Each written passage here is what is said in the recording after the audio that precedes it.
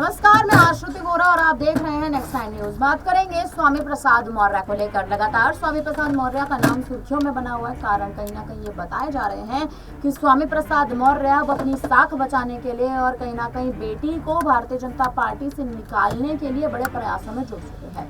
Bharatiya Janata party ने संघमित्रा मौर्य का लोकसभा चुनाव में टिकट काटा था। बदायूं की सीट से संघमित्रा को टिकट नहीं सौंपा गया था, जिसके बाद एक खटास का दौर, एक कड़वाहट का दौर शुरू हो गया स्वामी मौर्य, संघमित्रा मौर्य और भाजपा के बीच में। वहीं दूसरी ओर स्वामी प्रसाद मौर्य लोकसभा चुनाव में कुशीनगर की सीट से उतरे तो थे, लेकिन जीत नहीं दर्ज कर पाए। खुद चंद्रशेखर आजाद उनके पक्ष में चुनावी जनसभा करने खड्डा विधानसभा में पहुंचे थे, लेकिन आजाद की जनसभा की शायद जनता को रास न आई और स्वामी मौर्य को कुशीनगर की सीट से बुरी हार का सामना करना पड़ा। दूसरी ओर अब देख ली जाए तो उपचुनाव में कहीं ना कहीं स्वामी प्रसाद मौर्य अपनी किस्मत आजमाना चाहते हैं। उनकी पार्टी राष्ट्रीय शोषित समाज पार्टी को राष्ट्रीय स्तर पर बढ़ाना चाहते हैं, इसके लिए बड़े प्रयासों में जुटे हुए हैं। लेकिन क्या स्वामी प्रसाद मौर्य गठबंधन करके अपनी पार्टी को राष्ट्रीय स्तर पर एक बढ़ावा दे पाएंगे? दूसरी ओर अगर संघमित्रा मौर्य की बात कर ली जाए, जो स्वामी प्रसाद मौर्य की बेटी हैं, खुद भारतीय जनता पार्टी में इस वक्त शामिल हैं, कहीं ना कहीं पूर्व सांसद के पद पर हैं।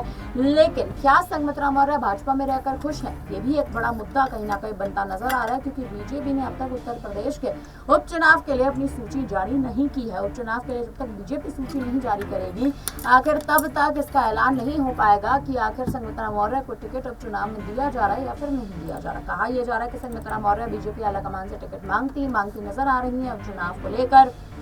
दूसरी ओर भारतीय जनता पार्टी अभी कहीं ना कहीं उत्तर प्रदेश के उपचुनाव को लेकर सतर्कता बरताई हुई है कि इस वक्त अगर उत्तर प्रदेश में उपचुनाव पर सारी निगाहें कहीं ना कहीं बीजेपी की टिकती हैं, तो हरियाणा के विधानसभा चुनाव से कहीं ना कहीं निगाहें भटकती नजर आएंगी। दूसरी ओर अगर देख लिया जाए तो स्वामी प्रसाद मौर्य खुद अपनी स्थिति को बचाने के लिए बड़े प्रयासों में जुटते नजर आ रहे हैं। मायावती के साथ अगर गठबंधन कर लेते हैं तो कहीं ना कहीं गठबंधन आने वाले समय में स्वामी प्रसाद मौर्य को फायदा देता नजर आ सकता है, क्योंकि अपनी पार्टी को राष्ट्रीय स्तर पर पार्टी का विकास करने के लिए स्वामी प्रसाद मौर्य अब गठबंधन के लिए खुद संघमित्रा मौर्य के लिए भी टिकट मांगते नजर आ सकते हैं। देखना यह दिलचस्प होने वाला है कि आखिर मायावती के साथ गठबंधन करेंगे या फिर स्वामी प्रसाद मौर्य अपनी ही पार्टी बतौर उपचुनाव में उतरते नजर आएंगे। फिलहाल अब इस पर आप क्या कहेंगे, आप कमेंट करके जरूर बताएं। तमाम बड़ी खबरों के लिए आप बने रहिए हमारे साथ, देखते रहिए नेक्स्ट टाइम।